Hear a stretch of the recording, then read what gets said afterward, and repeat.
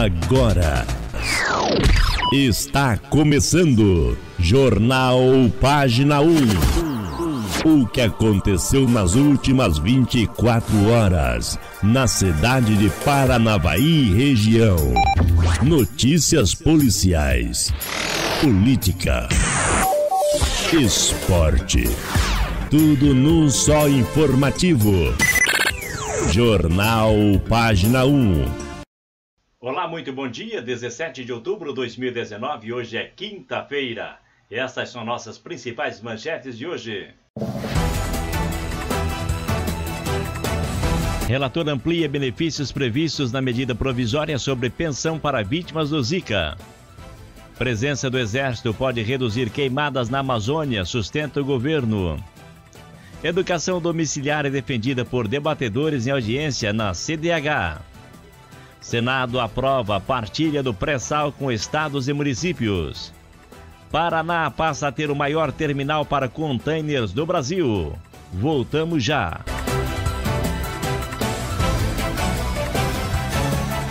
Iniciando página 1 desta quinta-feira, vamos para o tempo e a temperatura para todo o Brasil. Olá, vamos ver a previsão de tempo para quinta-feira. As áreas de instabilidade deverão permanecer ainda sobre boa parte do estado do Rio Grande do Sul e também sobre boa parte da região norte do Brasil. Na parte da tarde, poderá ocorrer pancadas de chuva nas demais áreas da região sul do Brasil, entre Santa Catarina e Paraná, e algumas áreas também de São Paulo, entre o interior e a faixa leste. Essas pancadas de chuva poderão chegar no final do dia entre o sul de Minas Gerais e parte do Rio de Janeiro, porém a chance será menor. Em algumas áreas do interior do Brasil, principalmente sobre o Mato Grosso, também ocorrerá pancadas de chuva entre a tarde e a noite. Sobre o interior aqui da região nordeste do Brasil, pegando parte do norte de Minas Gerais e leste de Goiás, incluindo o Distrito Federal, predomínio de sol, o sol aparece, e algumas nuvens aí entre o norte e o leste da região nordeste do Brasil e pequena chance de chuva fraca e isolada. Vamos ver agora as temperaturas para quinta-feira, temperaturas mínimas aí relativamente mais baixas sobre o centro-sul do Brasil. Nas demais áreas, temperaturas mínimas acima dos 20 graus na maioria das capitais. Vamos ver agora as temperaturas máximas para quinta-feira, temperaturas máximas ainda relativamente mais baixas, principalmente sobre a região sul do Brasil, máximo em torno de 25, 26 graus em todas as capitais. São Paulo, máxima vai a 30 graus, então esquenta bastante em relação à terça e à quarta-feira, e temperaturas acima dos 30 graus entre o interior e a faixa norte do Brasil, na maioria das capitais. Para acompanhar as atualizações da previsão de tempo, acesse o nosso site Caroline Vidal, CPTEC INPE Cachoeira Paulista.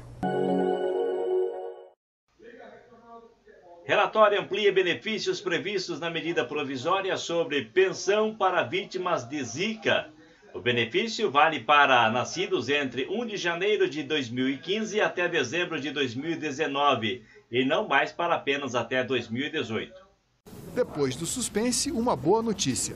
Na reunião com representantes do Ministério da Economia, presidente e relator da comissão que analisa a MP negociaram com sucesso uma mudança, ampliando os benefícios previstos no texto original. Senador, o senhor conseguiu sensibilizar as autoridades do governo? Sim. E que avançou em quê? Avançamos. Bem, primeiro a gente já tinha acertado de ampliar a questão da microcefalia. Então, agora como é que fica agora? A síndrome? Qualquer congênere com relação à Zika vírus, que pode ser outros tipos de sequelas, né? E a gente conseguiu prorrogar até 2019, então era até 31 de dezembro de 2018, e tiramos a revogação do salário maternidade relacionado à questão também do Zika vírus. Com as alterações anunciadas no relatório do senador Isalci Lucas, a pensão especial poderá beneficiar cerca de 6 mil crianças com síndrome congênita do Zika vírus, dados do Ministério da Cidadania.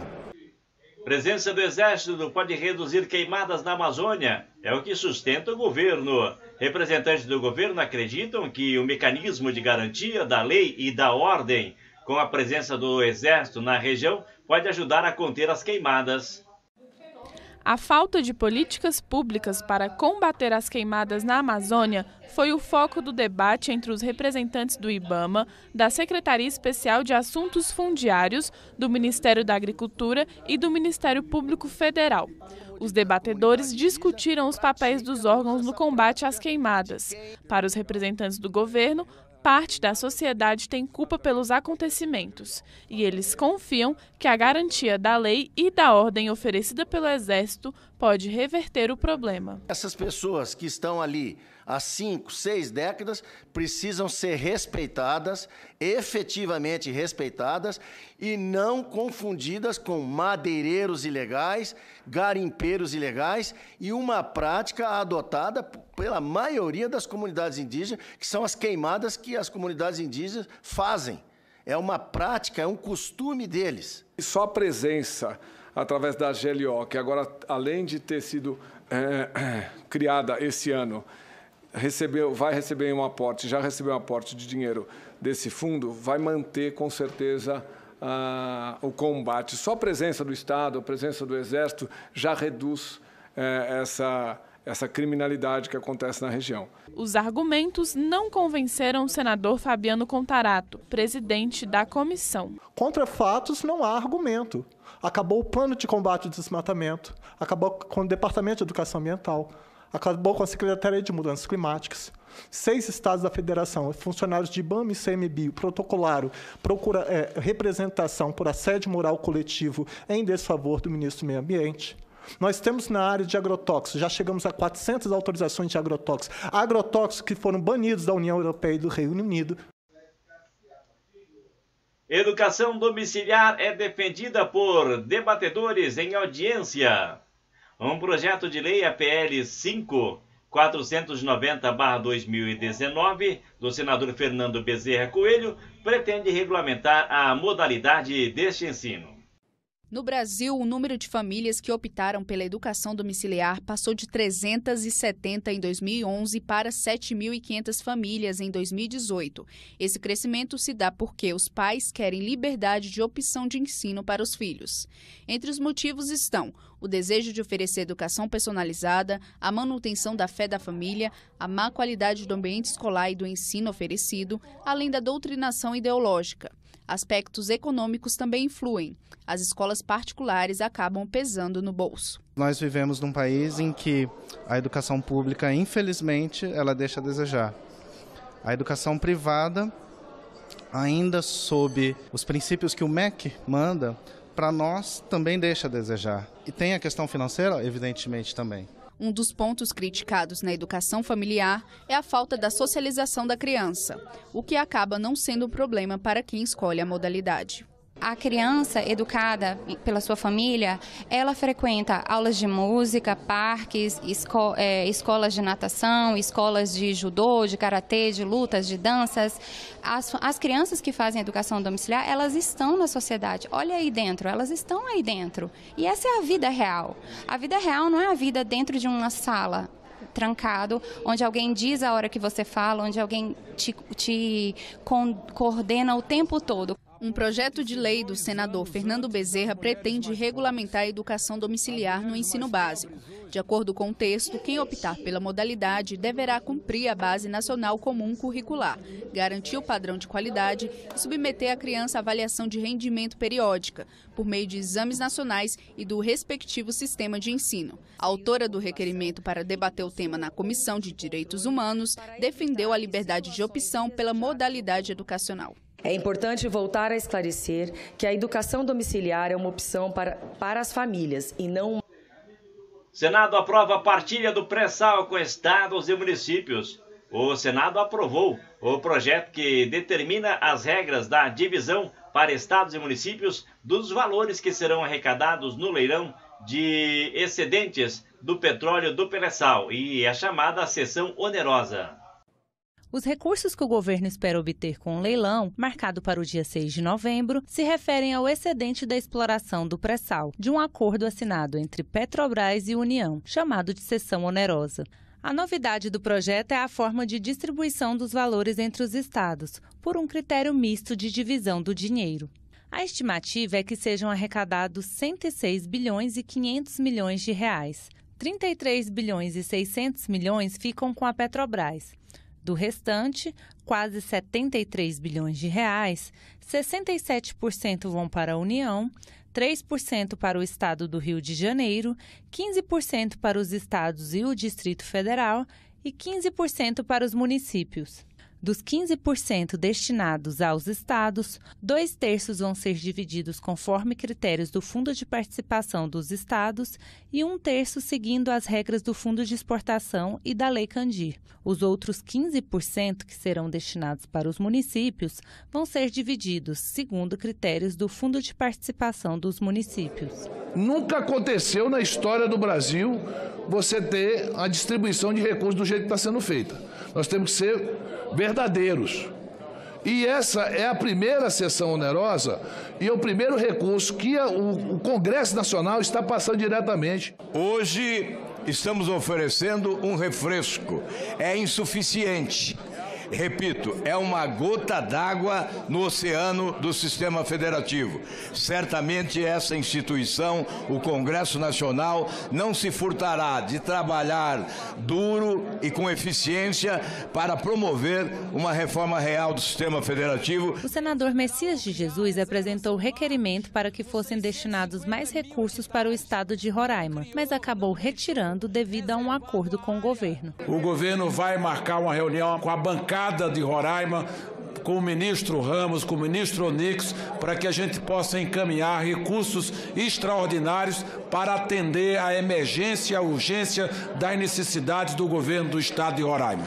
Os senadores também aprovaram 2 medidas provisórias. Uma delas autoriza a prorrogação, por 2 anos, de 30 contratos temporários de pessoal na Força Aérea, ao custo de 6,6 milhões de reais. Os contratos têm a ver com a conclusão do projeto do avião cargueiro KC-390, da Embraer. A segunda mantém 819 servidores requisitados do Executivo na Defensoria Pública da União. Paraná passa a ter o maior terminal para contêineres do Brasil. O Paraná passou a ter agora o maior terminal portuário em capacidade de movimentação de contêineres do país. O terminal de contêineres do Porto de Paranaguá recebeu obras de ampliação. A inauguração reuniu o governador do Paraná, Carlos Massa Ratinho Júnior, autoridades e executivos da TCP e da operadora China Merchants Port, grupo chinês que detém 90% da concessão do terminal. Com a expansão, o terminal ganhou mais um berço de atracação de navios e ampliação da retroárea de 330 mil metros quadrados para 500 mil. O investimento privado foi de 550 milhões de reais. E acontece não por acaso, acontece porque a iniciativa privada acredita num governo que funciona. Porque boa parte dos investimentos também tem que ser públicos. Quando a gente pensa em infraestrutura marítima e infraestrutura terrestre, o canal de navegação e as estradas e acesso são investimentos do governo. E o que cabe aos privados é acreditar e investir na infraestrutura portuária, que é basicamente cais, retroárea, equipamentos. O Porto de Paranaguá ocupa a 2ª posição nacional em movimentação de cargas. De janeiro a setembro deste ano, passaram pelo terminal 650 mil contêineres, de acordo com a administração do porto. A ampliação vai possibilitar aumento de 60% no potencial de operação, de 1,5 milhão para 2,5 milhões de unidades por ano. É a maior capacidade para movimentação de contêineres do país. Os portos do Paraná passam a abrigar um maior terminal de contêineres, isso melhorando a logística.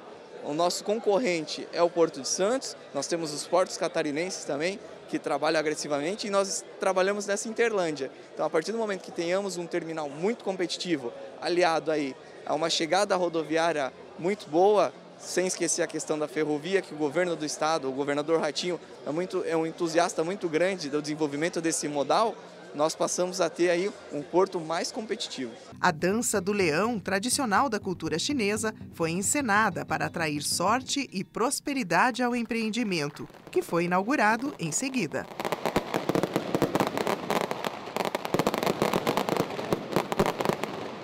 O contrato de concessão do terminal prevê outros investimentos de mais de 540 milhões de reais em melhorias até o ano de 2048. A partir do momento que você tem um espaço físico desse ampliado, automaticamente você precisa de ter mais colaboradores ajudando a fazer a gestão de toda essa carga. E, acima de tudo, quando você aumenta esse volume de movimentação de contêineres, você atrai outras empresas a poderem exportar pelo Porto de Paranaguá.